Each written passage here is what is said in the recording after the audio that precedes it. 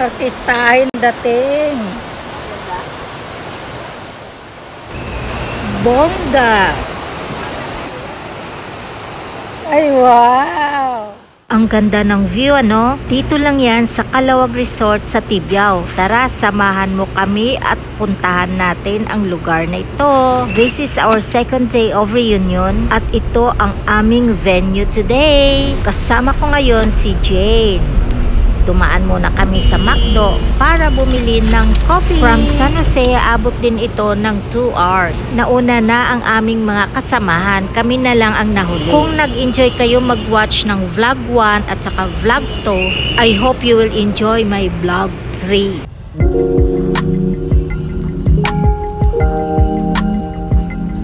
Sa araw na ito ay maulan ng panahon.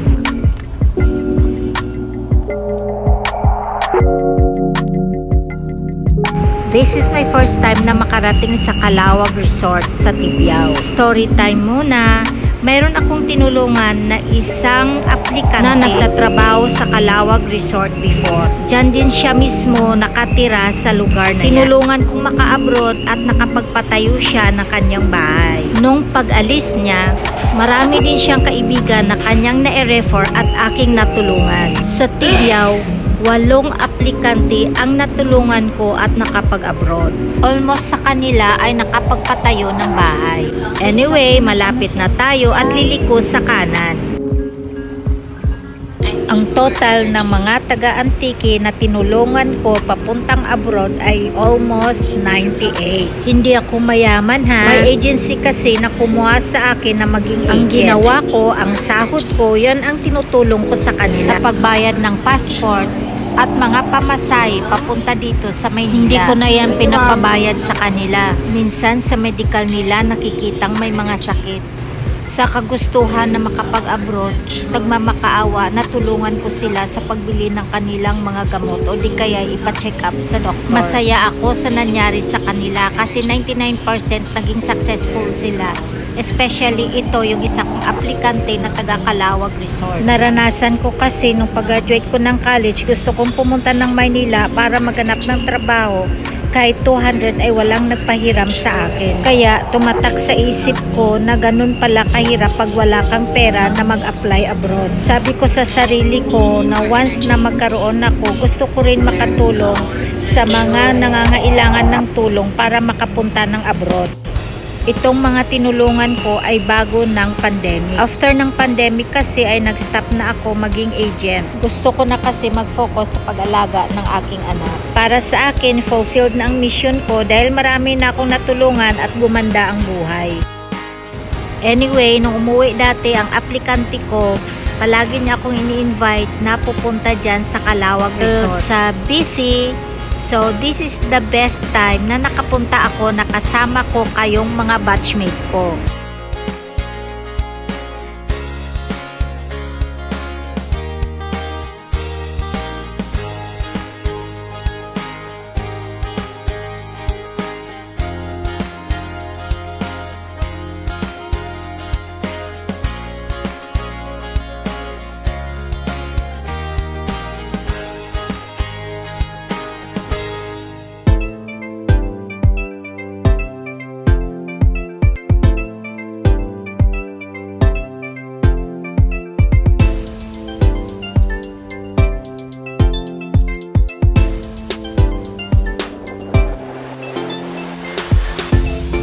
Malapit na tayo.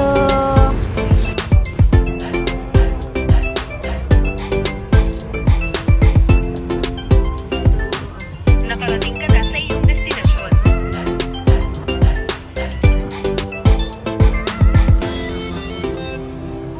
Nandun na sa group chat ka, lantawan nyo ha. Lantawan naman. Breakfast na sila.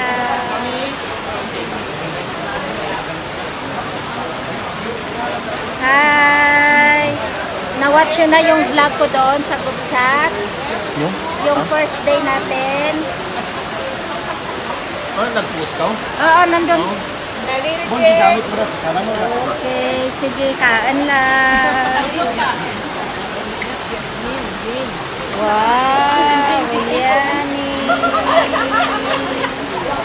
Oh my God! Good morning. Hello guys! Good morning! Vlogger, Ay, na-watch mo na, ma'am? sabi nila, that's what they said. Yeah. The great vlogger. Wow. Sige. Oo, sige. Hello.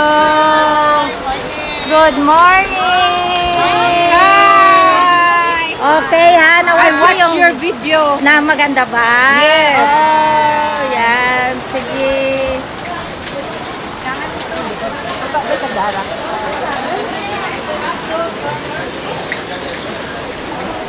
Hello. Good morning. Vlogger. Oh yes, thank you. Uy, Christina! Oh. Ba't ka tulala? Ayun. Good morning! Good morning! Good morning! Kain na!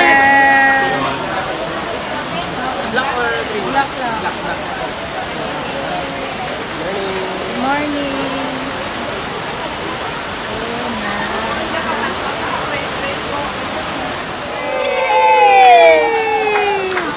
Thank you, Lord. Happy birthday! Darwa lang din mo, dahil nag-tawas na.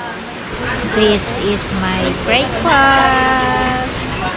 After ng breakfast, lakad-lakad muna.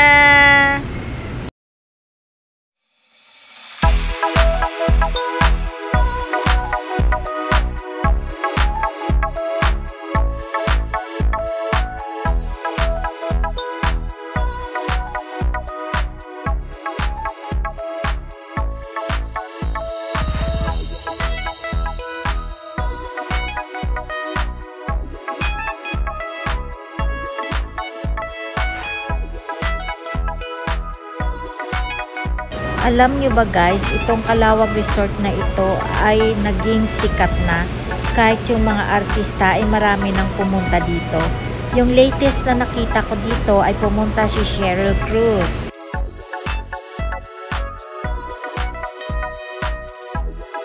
Ang dami nang pumupuntang turista dito, dinadayo pa.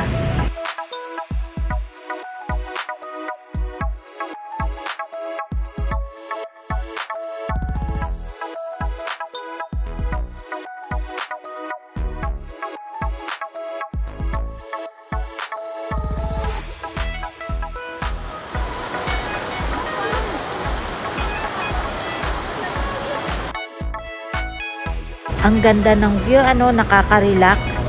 Masarap sana magtampisaw dito kung hindi umulan. Kaso lang umulan kaya ang tubig hindi malinaw at malamig.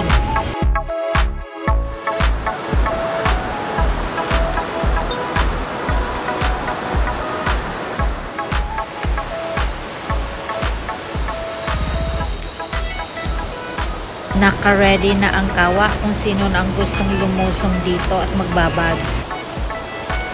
Take note, hindi free ito, may bayad po ito. I think 250 or 300, I'm not sure.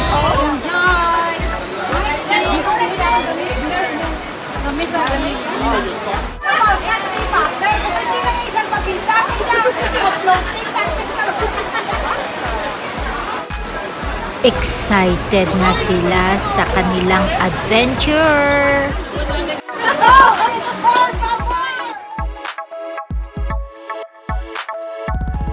I-try muna ng aming sirena ang tubig kung malamig o hindi.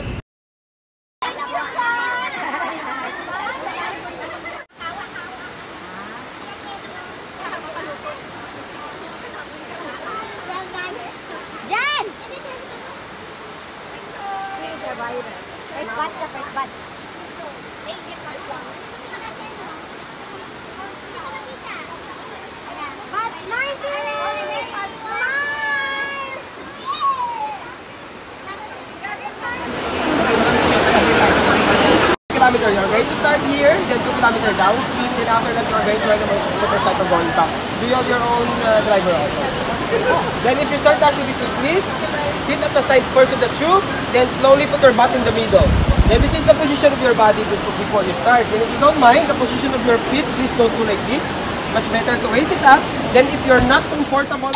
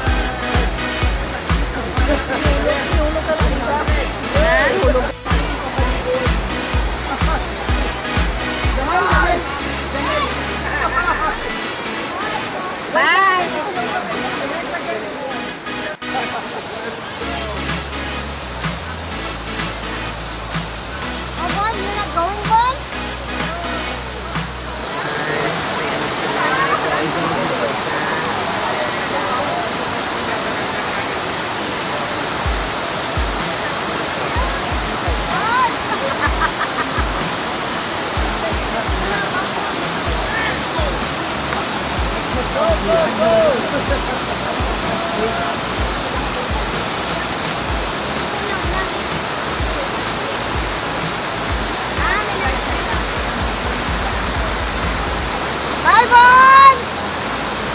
Bye! nice knowing you.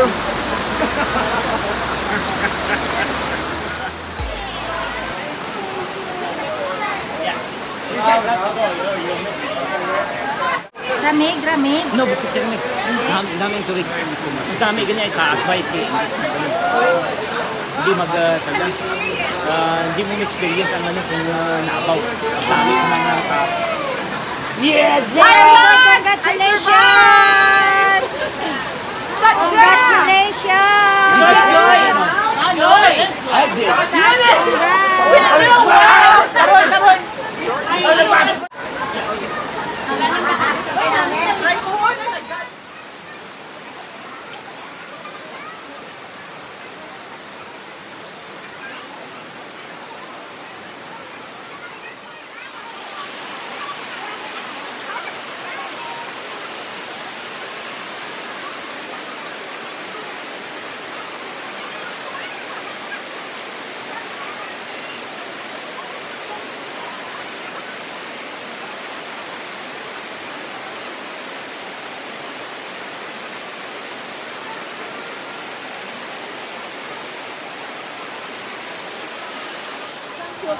Second batch. Hindi ako sumali kasi alam ko masama na yung pakiramdam ko.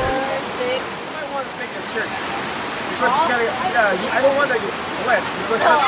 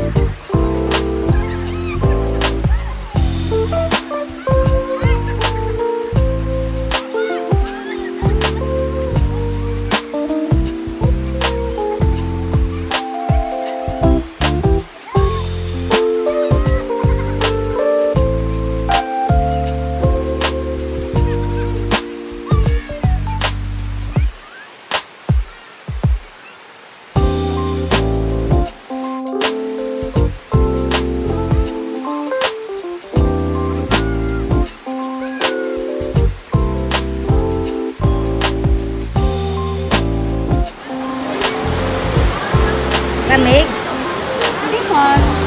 Pero masulong mo rami. Dito na ang second batch. Dahil nga malamig at hindi maganda ang kondisyon ng katawan ko, kami naman ni ma'am ay nagmassage. Nitreat ko siya dahil birthday niya.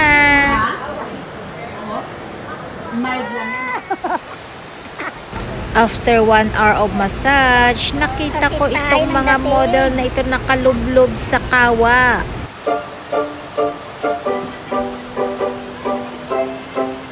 Ay, wow!